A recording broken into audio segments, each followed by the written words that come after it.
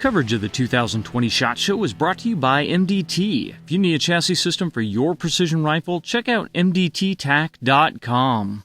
This is John McQuay with 8541 Tactical, and we're here in the SIG Sauer booth at the Shooting, Hunting, and Outdoor Trade Show 2020 with Patrick, and Patrick is going to take us through the new SIG Cross rifle. Patrick? Yep.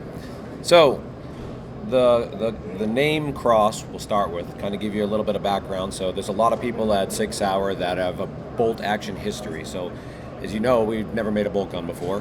We've had other plays that we've had from some of our overseas brand partners that we've done in the past, but we wanted to design something from the ground up this time. We have guys that are former Delta. We have this man named Daniel Horner who's a pretty darn good shooter. So we have all these people that we wanted to come together to figure out what we wanted to do for a bolt action rifle. So okay. There's not a lot that's been left undone in the marketplace when it comes to bolt guns, but we wanted to do what we had thought the market needed for a while, which was more of a hybrid crossover. So when you look at it, you can see it looks very much like the word that I don't like is chassis, but precision rifle. Now, when I say I don't like chassis, there's nothing wrong with the chassis rifle, but one of the things that we were focused on was having this gun be a one-piece receiver. It is incredibly difficult to machine a forging like this of this size, but it was something that we saw as the most important part of the firearm. Reason for that being, it becomes the foundation for accuracy. So if you can imagine this as a gigantic bedding block, you don't have any receiver screws to loosen. You don't have anything like a bedding to match up that could potentially cause any fluctuation in accuracy. The gun is as accurate as the barrel is accurate. So you have an accurate barrel, you have an accurate gun. Using this one-piece receiver, it eliminates all the other variables. So it makes for a very, very accurate platform. So this is using a AR-style barrel nut. A lot of people are going to ask, how do I do headspace if I want to change barrels? We actually use a jam nut in front of the AR barrel nut, and what it does is we preset the headspace at the factory, so you can pop off that AR style nut and put another barrel on in the same bolt family, and you're good to go. So you can actually do swaps between calibers with the way that this is set up. Okay, very interesting. So when you swap between calibers, you don't lose your headspace. Correct. Because it's set with the jam nut instead of with the actual chamber setting and where the Correct. Extension is set. Yeah, so we're actually holding the tolerance for the bolt to the barrel extension. So every barrel that ships out, it's going to have that same tolerance so that you're going to be able to do it without swapping your bolt out.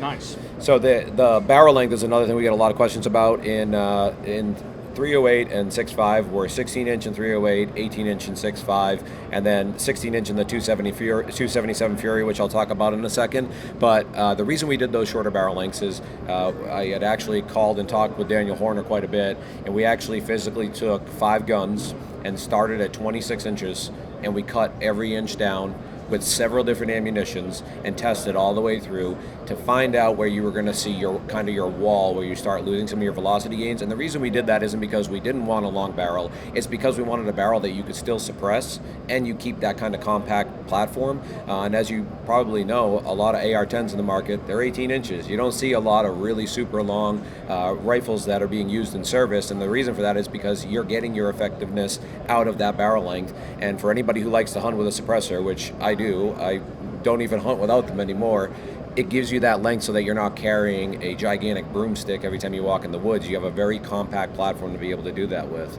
So you basically went through and did testing and found where that point of diminishing returns is. Yes. With barrel length, and that's where you set it for this. Now, for competition shooters Yes. that might want to take this out, obviously they want to be able to get the most out of it, even Correct. past that point. Yep. Are there going to be options later on or different barrels that are heavier profile, longer length? So the best part about this rifle, to quote one of the guys in the room when we were going through this, you can always make them fatter, you can't make them skinnier. So we had to figure out how to make this thing so that we could take it afterwards and make it into a PRS gun for those guys who want that. So what you'll see later this year, we do have a 24-inch H-bar barrel that we're making for these in multiple different calibers. And then we're also doing some really cool stuff in the back end here that's going to allow for a weight to add weight to the gun, so you can get it up in that 9-10 pound range and be able to have a heavier rifle if that's what you choose. But it's a very easy conversion to be able to give somebody a heavier rifle that they can still use for precision shooting as well. Okay, so guys can purchase this as soon as they're out on the market right now, Correct. and then later on, if they want to take their hunting rig and then go to a more PRS oriented or more precision competition oriented Yes. gun, those conversions will be available later on. Correct. We'll actually have a PRS style gun and a PRS style Cal-X kit, which will be a full kit to basically take it over to that PRS rifle that we're going to be making. So it gives them a conversion ability. Another thing too, I didn't end up touching on the 277 Fury. So a lot of people have been buzzing about this technology. The 277 Fury was based off of the belt-fed contract we've been working on with the U.S. Army. So we've had a lot of people ask, like, why 270? Why not this? You're going to see a lot of ammunition in this three-piece cartridge. We started with that 277 because we found some really good bullets that we really liked. We were doing it with the Army, and we really think that the development we found with the Army, we have made some really good progress with this round, and it is absolutely worth trying. And the thing with this type of cartridge is what you're looking at here is a 308 base case. You have your stainless steel head on the bottom. And one of the things that's unique that you can't see from the outside is in order to lighten it for a belt fed, it's actually got a significantly thinner wall than a standard 308 case, so it's allowing you to get more powder capacity, which allows us to get more velocity.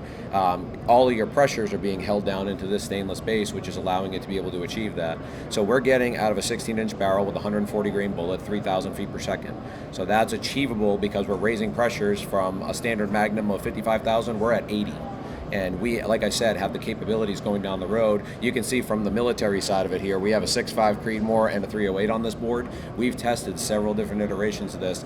This to me is like going from black powder to smokeless powder. In the next couple of years, you're going to be seeing a lot of these Fury calibers because it just allows us to take anything that we want to for bullet size, long action, short action, and we can take them to the maximum. And it's a very, very interesting technology. Well, I know the Fury definitely sparked up quite a bit of interest when it first came out, and the main thing from the competition side of things, or from the long-range precision side that concerned people, is the limited bullet selection. Correct. Currently. Yes. I assume that going forward, as this catches ground, more bullet manufacturers will probably produce more precision-oriented, long-range, high BC bullets. Yes, yeah, you're seeing, we've been working with a couple of companies on coming out with better bullets, and you're seeing some more. It's interesting to see. You're starting to see more. I don't know if you saw that Nosler had a 27 Nosler at the show. So that cartridge is making a really strong comeback right now, and that's driving that bullet. It's driving people to go out and make different bullets, and we have a few that we're going to be releasing that are significantly better, much better BC. We've made some changes, and we've been working on some stuff. We're going to have some really cool stuff in that round, so it's going to be very interesting. Now, I know SIG manufactures their own ammunition and offers their own line of ammunition. One of the other big questions from the competition/reloader standpoint is what's the availability of the Fury brass going forward once the gun's released? So it'll be something that we will be making available. At the point in time right now, we'll be doing the rounds first because we're making a whole lot for these guys that want to shoot belt-fed guns and testing it. So we'll start off by making the rounds, and we'll be going in, and yes, we will be offering that later on. We know there's going to be a lot of wildcatters out there that want to have some brass to be able to play around with. It will be available. We'll be doing it later on in the year. I don't know if you guys have done any testing on case life, how many times it can be reloaded, that kind of thing. Yep. Do you have any data on that yet? We do not yet that we're ready to release, but I will tell you, you will probably not, by the time June hits and we start shipping these, you won't see a more tested round on the market today because we've done so much between belt fed, between this, and between our other machine gun that we have. There is piles that you could build houses out of at our academy of that stuff. So we've learned a lot about the cartridge, and that's the thing is like a lot of people look at that and go, why didn't somebody do that earlier? The technology, as groundbreaking it is it's not as much as what we have done to make it manufacturable. You can pretty much make two of anything. It's very hard to be able to say, hey, how do we make millions of these rounds? We figured out with that locking washer system and that head how to make a manufacturable process so that we can actually deliver these to the market and deliver them to the Army at a high volume. So that's a very big portion of that is why you haven't seen something like this in the past. There have been people who have actually done this in the past, something very similar, but to do this in a manufacturing environment was very, very difficult, and we had some very good engineers that figured out how to do it. Well, it's definitely an exciting possibility. I really want to see where it goes forward. And I noticed when I'm looking at the rounds here that you've got the 6.8 hybrid, the 6.5 Creedmoor hybrid, and the 7.62 by 51 hybrid. So this hybrid case design is going to be available in a wide variety of cartridges. Oh, no. You're going to create some buzz with that, though. So this is actually, one of the things is, this is actually our military board. So this is what we're making right now for the U.S. Army for cartridge selection. For the commercial market, we're doing just the 277, and here's the reason why. Like this gun here, we specifically designed this with 3 locking lugs that was made to withstand the pressures of that.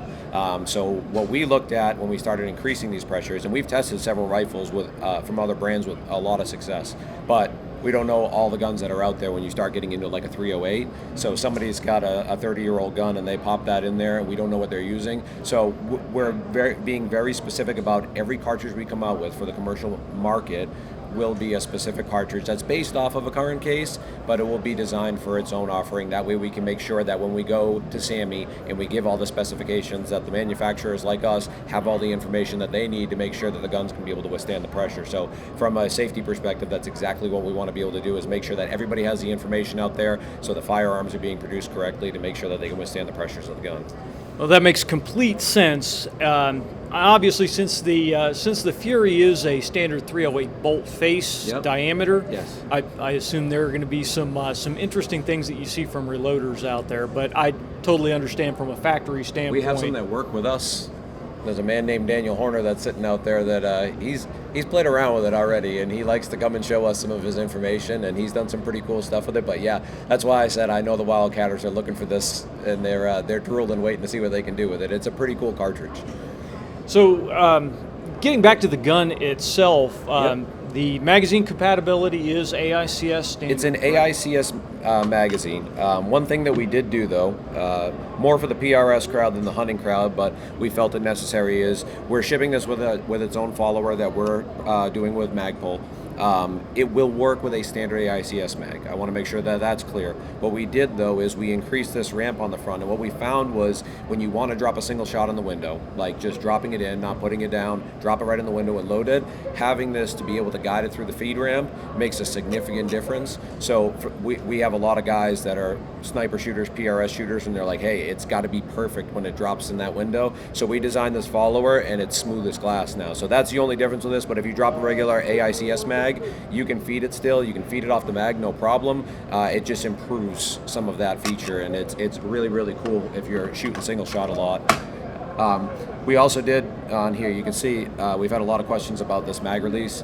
Traditionally, a lot of guys that shoot PRS and stuff, they like to be able to have something that is quick access. So, we started talking about it, and, there's not a lot of speed loading in bolt gun world. And one of the things that's nice about this is, especially for the hunters and for the people that are going to be packing the rifle, is a lot of complaints that all of us have had over the years is your mag releases that hang down or have a paddle. A lot of times you end up bumping it against something. If you're carrying it over your chest, you're going to drop your mag. Carry it on your back, you drop your mag. We wanted this to be accessible, but make it so that it was going to be hidden enough so that you're not going to have any chance that you're going to accidentally bump it and knock your mag on the ground. Okay, very nice. And the trigger on this, now we did get a chance to shoot it out at range day. The trigger's a 2-stage trigger. What's the adjustment range on the trigger? You're 2.5 pounds to 4.5 pounds. It is specifically we're going to have a lot of people asking the question. So this is actually, I've seen a few articles where it said it's a drop-in trigger. I wouldn't really necessarily call it drop-in. It's more, I call it a cassette trigger. So when you actually take this out, this aluminum trigger guard drops out, and there's a whole cassette in here that has all of the mechanism put together. The reason for that being, you really can't use a hanger style trigger when you go to an action this long. Right. So we had to develop something that would be both very, very safe, but also have the ability to be very crisp and smooth. So we designed our own trigger around it. Will other people be making triggers for it? I'm sure they probably will, but what we wanted to do was take it and design it to the way that we wanted it and made sure that it fit perfectly with the platform to give a good trigger. It is incredibly crisp break. You said you did get a chance to shoot it? Yes, I did. Yeah, it's a great trigger. It's got a very, very good, that first stage is just perfect, and you get a nice crisp pull afterwards. It's a very, very nice trigger. Well, most of the shooting that we did out at the range day was shooting on steel, so I was kind of more concerned with how smoothly the bolt operated and the overall feel of the gun. So I didn't get to actually sit down and really push the trigger for accuracy and see how easy it is to shoot those tight groups or not. But the trigger felt very, very nice, and I really like the fact that it's not really a straight trigger, but there's not an extreme curve to it. And I realize it's a preference thing, but my preference is for the more straight-oriented triggers, and it felt really good. Well. Yep. Yeah, and we designed, like I said, one of the cool things about this whole thing is we had a lot of people in the room when this gun was designed. I actually feel like, the other day, one of the guys that works for me here that was one of the former Delta guys that helped us develop this, we were talking and I said, yeah, it seems like we've gotten some really good response to this gun. And I was talking to him about the trigger and people, and basically what he said was like, yeah, that's because we made the right gun. And I think it was cool having that kind of feedback amongst the people in the building here. And we had, I've worked on a lot of projects here, and typically a lot of them are driven off of military contracts, or we do some other stuff amongst each other, but never ever have I seen something so passionate in our building as how many people wanted to be and were involved in this project. And it was cool. It was sometimes like, at one point in time you had to say to somebody, hey, you're not getting what you want, and we had to go one direction, but that was because we had the feedback of many, and I think it resulted in having a good trigger, having a very smooth action, having all those things, because I had some pretty picky people. You got guys that are shooting, $8,000, $9,000 rifles for a living, and you got to hand them this gun and say, tell me what you like and what you don't like. We were very, very careful about what we did with this gun to make sure that we were going to do it right the first time. Well, it's a really great job overall. I noticed there's some other little touches, like the bolt knob is replaceable. Yes, we did that to make sure that if people wanted a smaller knob for out in the field for hunting, or if they wanted a bigger knob to be able to do more PRS style. And what we did here is we made sure we gave ourselves some room so that when you lock it, it will still lock the bolt handle and it'll lock the stock, but you can put different options in there that'll still allow you to lock the bolt handle as well. It's a very cool feature, and what I just showed you there too was kind of a cool feature. So this is more for your guys that are packing it. You're going to make sure you don't accidentally eject around. We locked the stock, which was a feature that we found when we were out in the field hunting with it, is, hey, when you're packing this thing, you don't want it to be flopping around, you don't want it to be coming open, so it will stay locked in that place. And then this push button style just is like, I call it a push button, but it's more of an assist. Reason being, even if you just push this down, it's not going to fold on you, and we did that because you don't want to accidentally bump, or when you're loading up on the stock, you don't want to accidentally push it into the closed position. So this actually assists, and then you just lift up the rest and turn it, but it makes it so that it's got a really secure, tight fit. And did you get to play around with this at the range? I didn't mess with the stock adjustments any at all. I love this thing. So this was something that we developed. Our engineer who did this, we were talking about different ideas and wheels and this and that to have a hand-operable toolless design. And what we came up with was this spring design. And what it allows you to do is when you get your head down on there and you put your cheek down and you find the spot where you want to be on the scope, you just take your other hand and you grab this lever and you lock it. And what that's doing is it's making it so that you're not having to fine-tune adjust. You're going to get yourself right in place and you lock it, and then you're set. So it's a really cool feature. It's obviously, we wanted everything back here to be toolless, so that's toolless. Your butt pad adjustment is toolless, and then you also have a length of pull adjustment, which is also toolless. And we gave a QD on the back here, and on the other side, if you want to, you take that screw off and you can swap it to the other side, so it gives you the ability to go either way as well.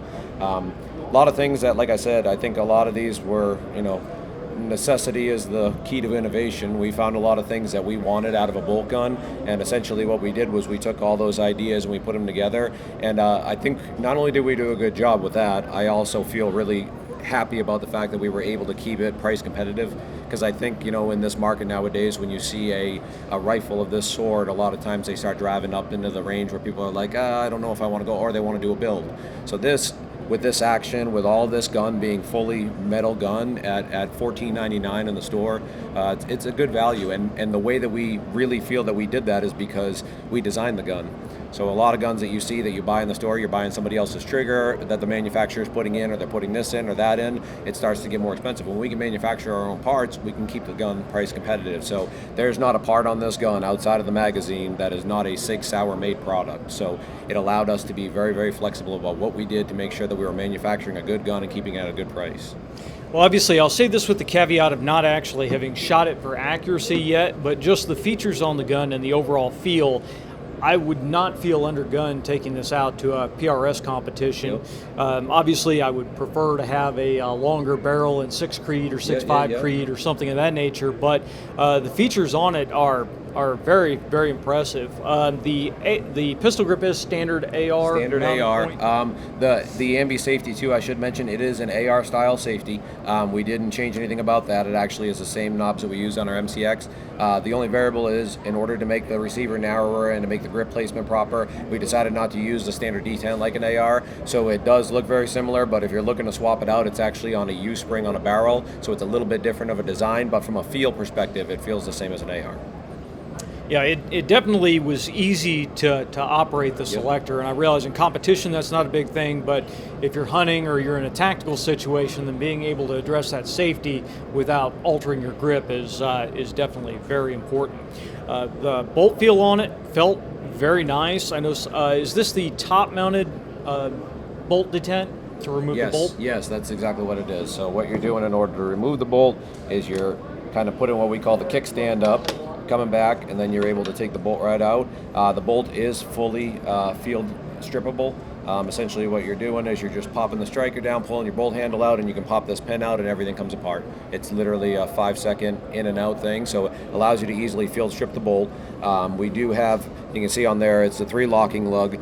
The 3 locking lug, a lot of that was once again designed around the 3-piece case. So we wanted to have very, very strong reinforced lugs to make sure, not out of the gate, but longevity wise, that it was always going to hold up to those higher pressures. So we designed a lot of what this bolt is around that cartridge, knowing that we're going to have future cartridges in that design as well. Very nice. And now, I don't know if you want to release this yet or if it's something on the horizon, but I noticed that since you can remove the bolt from the bolt body, and it's fairly easy to remove it, and you have a quick change barrel, and it's in an AICS pattern, possibilities for 223 class cartridges in the future?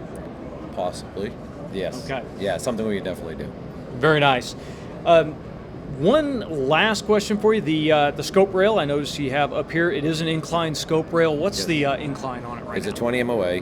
One of the things that's unique about that too, you can see it's actually not part of the receiver. That was done intentionally because we want to make sure that we had the option. So we have a 20 MOA full length, a 0 MOA full length. It's going to ship with this 20, and then what we're going to do is we're going to also offer a one-piece scope base that direct mounts. It'll be scopes and rings that you can mount directly to the receiver with no pick rail. So multiple options. We wanted to keep that as modular as possible so that people had the ability to do what it is that they wanted to do with it. Very nice. So you've covered the range from the hunters that want an ultra lightweight system so they can have a direct mount, all the way up to the tactical guys that want to be able to put clip-on night vision out here at the fore end. Exactly. Okay. Well, Patrick, overall, looks like you've got a really good setup here. I really can't wait to get on and actually do some accuracy testing and do some more long-range precision shooting with it. When are these guys going to be actually out at dealers? So this is actually going to be hitting dealers around the June timeframe. Reason for that being, we actually made the gun, tested the gun, did all the stuff with the gun, and then, like we like to do at SIG, we went out and we hunted with it for 9 days in the field with 15 guys, and we found things that we wanted to change, so we did a second iteration with 99% aesthetic changes. So you can see from the first gun to this gun, there's minor things, but they were important enough to us that we're like, let's do it right, let's get it done the first time. We put all that stuff through, so you'll actually be seeing them start to bounce through doors in that June time frame. Okay, very nice. One last question for you. We have got a lot of response that this very much resembles a certain rifle by another manufacturer.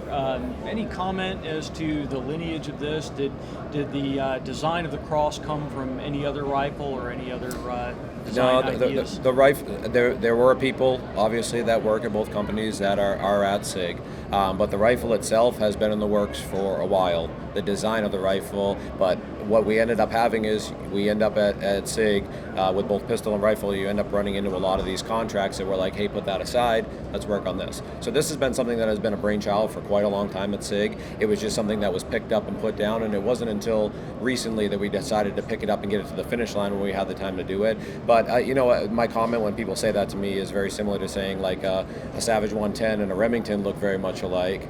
You know, they do, but at the same time, a lot of bolt actions look alike, but if you actually go down through the features and the attributes and especially the internals, it is a very different gun than anything that's on the market today. We developed it very, very differently, and like I said, that's how we end up at the price point that we're at. All right, very nice. Well, thank you very much for Thank your you very time, much. Patrick. Appreciate And it. I can't wait to get this thing out in the field and get some work with it. Awesome. Thank you.